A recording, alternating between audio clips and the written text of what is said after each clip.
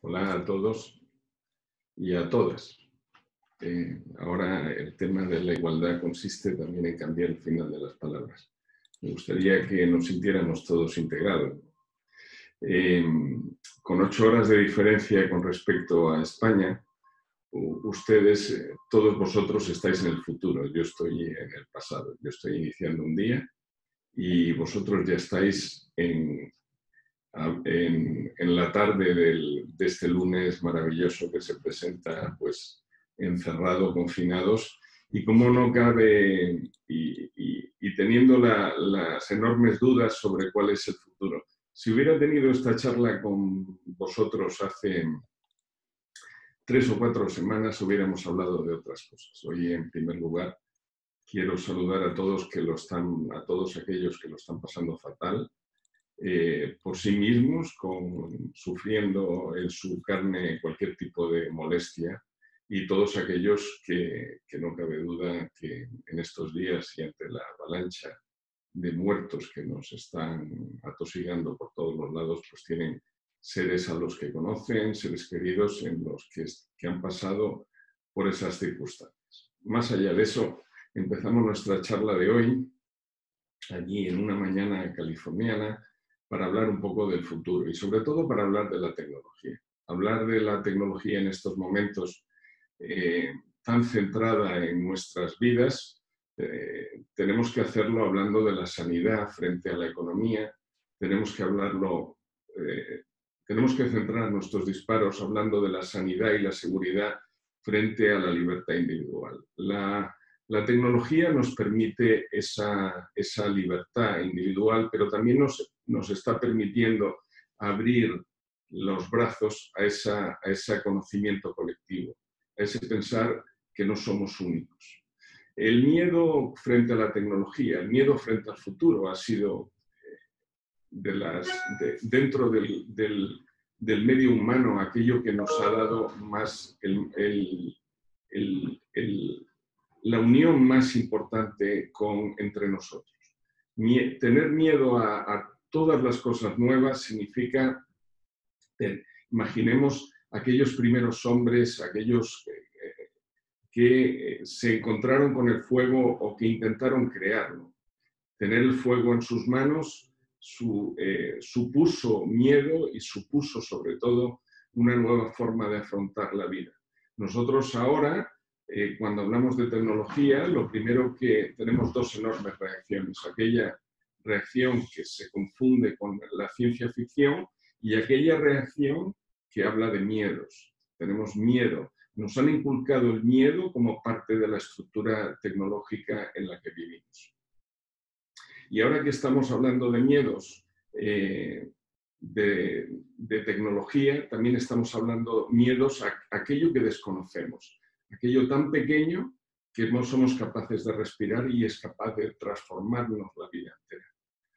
El miedo tecnológico está muy arraigado con lo que son los miedos espirituales o religiosos.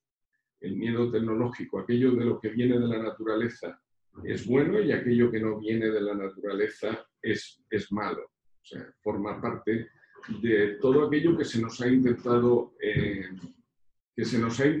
y con lo que hemos sido educados. El humano crea al humano. Eso es importantísimo, que estemos en el principio de la pirámide. Para entender la tecnología y el mundo al que vamos, tenemos que entender que el humano crea al humano. El humano se apoya en la tecnología y crea la máquina para poder seguir adelante en el proceso de desarrollo. El tercer estadio es el que estamos viviendo en este momento, y es cuando la máquina es capaz de crear otra máquina. El cuarto estadio, que sería un mundo del futuro y muchísimo más alejado, sería aquel en que la máquina crea al humano. Todavía no hemos llegado a ese estadio y veremos cuándo llegamos. Pero sí que estamos en la parte, en la transición del humano crea la máquina y la máquina crea su propia máquina. Cuando hablamos en estos tiempos hay un montón de palabras que nos van a hablar de tecnología, es hablar de palabras. Palabras como la singularidad. ¿Quién no ha oído hablar ahora de la singularidad, y es cuando la máquina toma decisiones en vez de tomarlas el humano. Esto nos da un miedo enorme porque creemos que el ser humano es centro y único a la hora de tomar sus propias decisiones. Y además nos han metido, como religiosamente hemos sido educados, en el que el humano tiene una determinada alma y esa alma es individual y extraordinaria. Es así, porque individualmente somos extraordinarios, pero tecnológicamente somos algo más, somos una parte de ese total en el que queremos estar y que ahora comprobamos cómo estamos viviendo.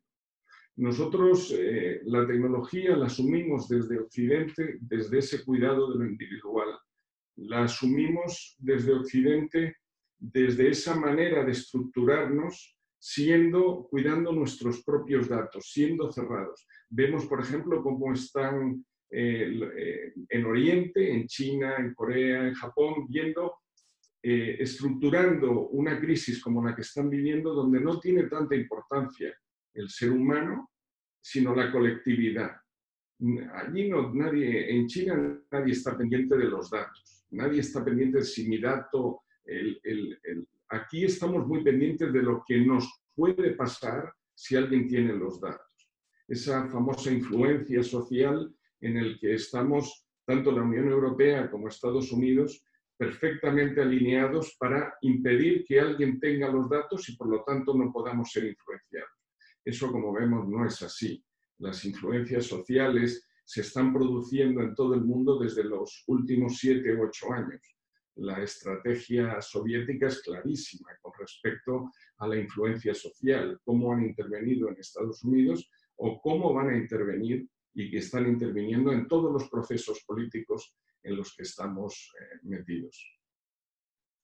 Estos procesos de influencia social nos llevan a admitir la tecnología dentro de un mundo de falsedades al mismo tiempo que de realidades. Lo estamos viviendo en estos días cuando nos vemos que llegan a nuestros WhatsApps un montón de imágenes, un montón de vídeos que no tienen por qué responder a realidades, sino que responden a criterios que en un momento determinado individualmente queremos sacar adelante. Los podemos llamar influencers, los podemos llamar como queramos.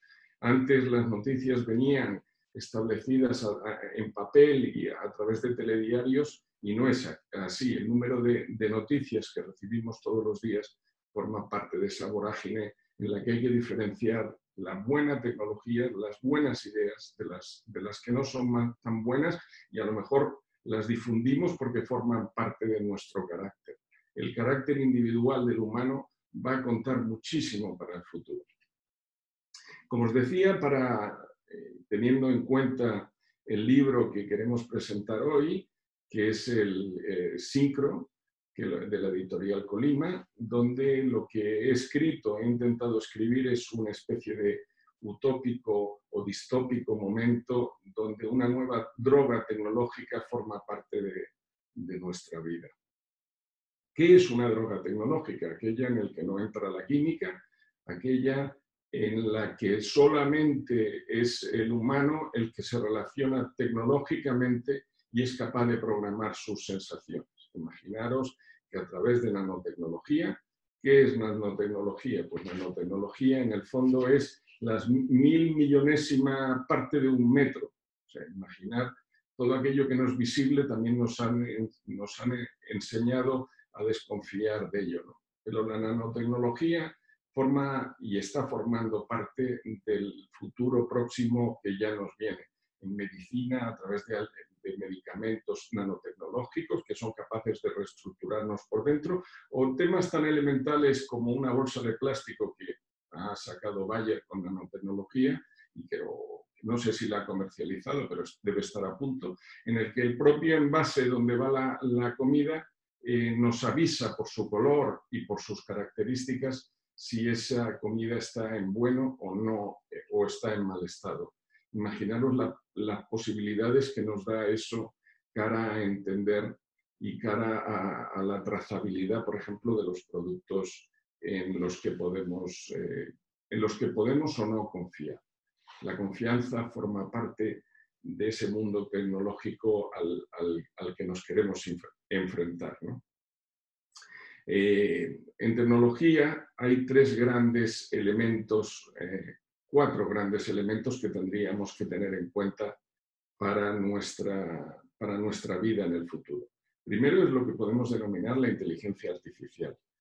A través de algoritmos, el aprendizaje progresivo y automático de todas las cosas de todo el conocimiento que hay en la Tierra, a través de que se aplican a través de dispositivos. Estamos viendo ya coches autónomos, estamos viendo drones, estamos viendo Internet de las cosas. El Internet de las cosas yo creo que es la gran revolución en cuanto a las cosas que tenemos alrededor en casa y que se van a comunicar con nosotros a través de los exocerebros. Un exocerebro es el móvil que todo el mundo tiene. O sea, la posibilidad de que nuestra mente se haya aumentado ya es una realidad. Desde los últimos 10 años o 15, el móvil forma parte de nuestro sistema informativo y en este momento cualquier duda, cualquier elemento en el que queramos estar, el móvil es fundamental. También está lleno de mentiras y por lo tanto tenemos que tener la capacidad humana para poder distinguir lo bueno y lo malo. Volvemos al inicio que el humano es fundamental para discernir aquello en que es bueno y que es malo. No siempre vamos a tener esa capacidad porque todo nuestro aprendizaje lo hacemos a través de las emociones. Las emociones son fundamentales en nuestro aprendizaje.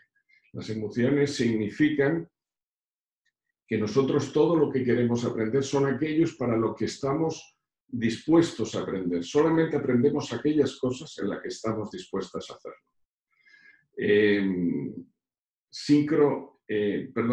Estaba hablando de la tecnología y me he ido. El ruido aquí del vecindario hace que a veces nuestra cabeza no se centre. La inteligencia artificial, el mundo digital es la otra de las grandes opciones que nos vienen en el futuro. Ese mundo digital en el que los nuevos avatares vamos a ser capaces de generar nuestras propias dinámicas, nuestros propios yos virtuales, pero que se moverán de una manera en ese mundo virtual, de una manera libre y sin ningún tipo de problemas. La capacidad humana en ese mundo virtual es infinita, tanto la imaginación que podamos tener, como aquellas cosas que nos vayan a sugerir todo lo que es la realidad aumentada. Por ejemplo, la capacidad que tengamos de entender lo que hay alrededor más allá de lo que estamos viendo, sino que la realidad aumentada nos va a dar toda esa información de aquello que no estamos viendo. El tercer lugar es la conectividad.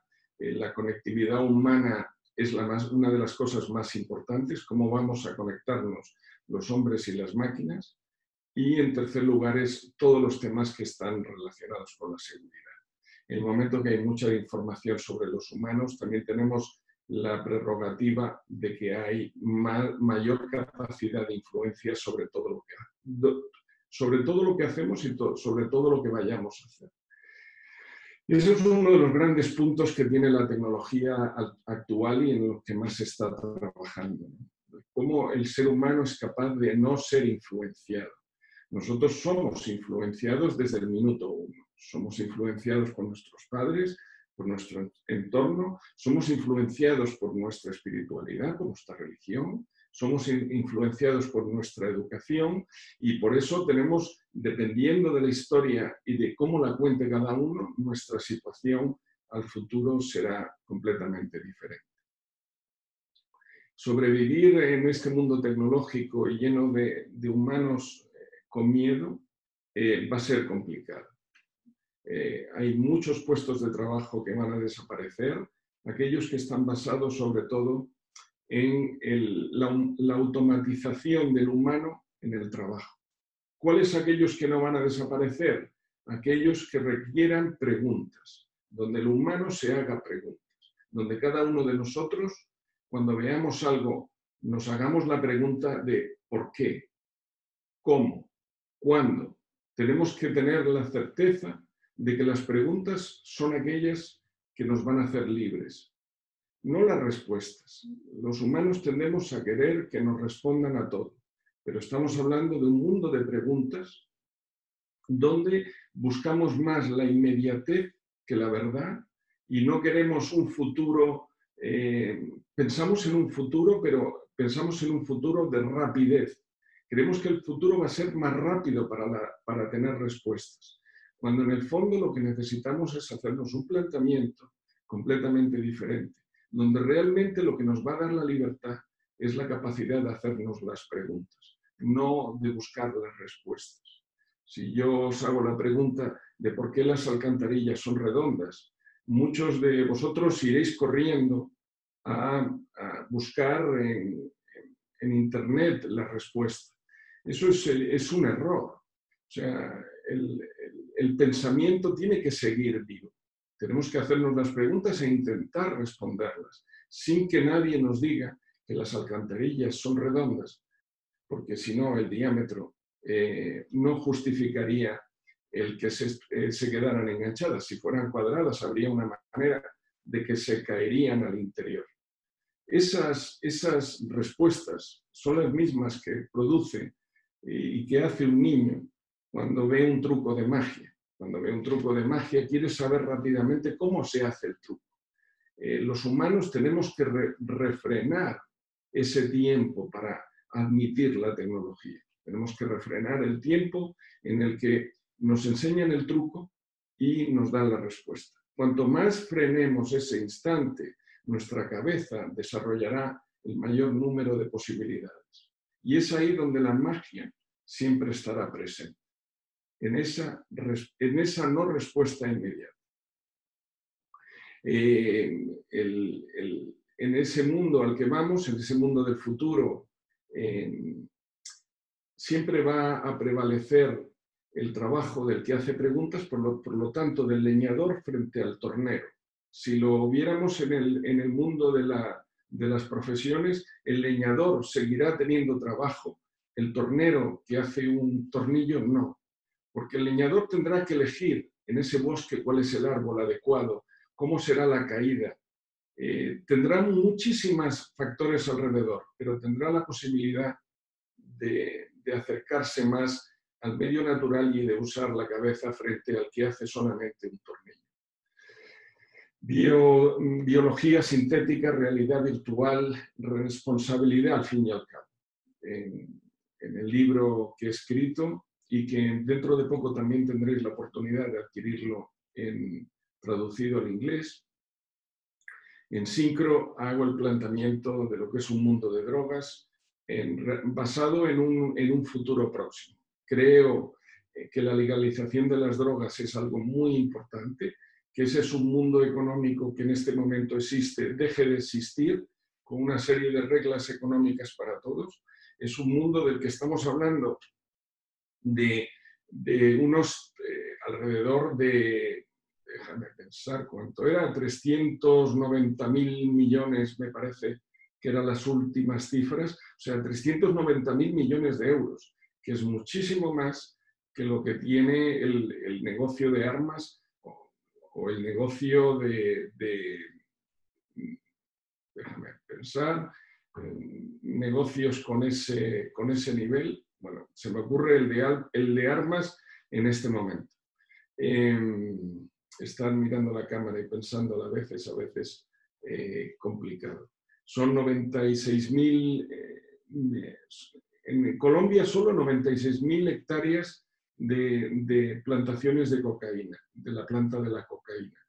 96.000 hectáreas, si tenemos en cuenta que un campo de fútbol es media hectárea, os daréis cuenta la cantidad de terrenos que hay para el consumo de una cocaína que se consume en Estados Unidos y que está prohibida. O sea, no tiene ningún sentido que sobre la faz de la Tierra tengamos ese tipo de consumo y sobre todo que nos ha llevado a un mundo de adicción y de muertes por opiáceo en el año 2000 de alrededor de 16.000 norteamericanos muertos por el consumo de opio, de medicamentos legales generados con opio, a 20 años más tarde las cifras están en 60.000 norteamericanos, solamente hablo de Estados Unidos, de 60.000 norteamericanos muertos por ese consumo de opiáceos.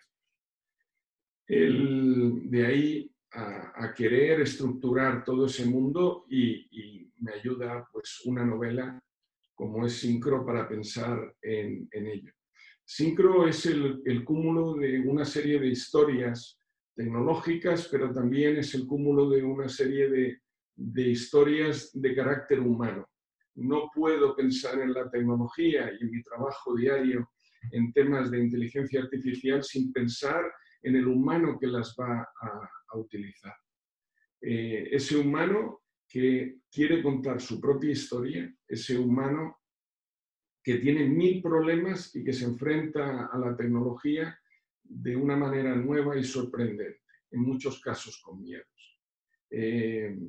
Los humanos escribimos nuestra historia y cuando individualmente, el relato individual es muy importante. Cada uno de nosotros contará la historia de sí mismo de una manera diferente a como la hará el otro. Cada uno de nosotros vivirá un mundo completamente diferente porque la historia que va a contar sobre sí mismo no es la misma que contará nuestro vecino. Voy a abrirme al mundo de las preguntas, de vuestra interacción. Voy a abrirme a un mundo nuevo en la distancia, con estas 8 horas de diferencia, para que charlemos sobre lo que queráis y que yo pueda dar respuesta a esa interpretación siempre mía de lo que es la tecnología. Deciros, y parafraseando a un momento de un diálogo en una película de Disney que se llama Kung Fu Panda, cuando hay un momento que dice, ayer es historia, mañana es un misterio, pero hoy es un regalo. El hoy es un regalo, por eso se llama presente. Abierto a vuestra comunicación y a vuestra. Gracias a Colima por estos diálogos en directo y gracias a todos los que están detrás para que nos hacen posible esta maravillosa comunicación en la distancia a 8.000 kilómetros de España. Muchas gracias a ti, José Miguel, por compartir tus conocimientos y abrirnos esta reflexión. La verdad que ha sido un placer y seguiremos buceando en tus novelas para seguir con estas reflexiones tan interesantes. Sí, ya sabes que yo soy un fanático de la única manera de tener un futuro adecuado todos juntos es con un tema de igualdad. Para mí el hecho del empoderamiento de la mujer, del feminismo, que lo he tratado en alguna novela que algunos conocéis, en Colima han salido 2, una que es Flamenco Killer y la segunda parte de Flamenco Killer, Laura Returns, y dentro de poco saldrá la tercera, sabéis que es una colección de 8. La igualdad es fundamental para poder ir a ese futuro. Tenemos que ir todos en la misma línea. En el momento que una, por género, por raza, por cultura, despreciemos al que tenemos al lado, estaremos condenados al fracaso. Pues nosotros encantados de difundir esos valores y nada, seguimos contando contigo como siempre. Muchísimas gracias por esta tarde que nos has regalado. A vosotros por estar ahí, siempre. Gracias.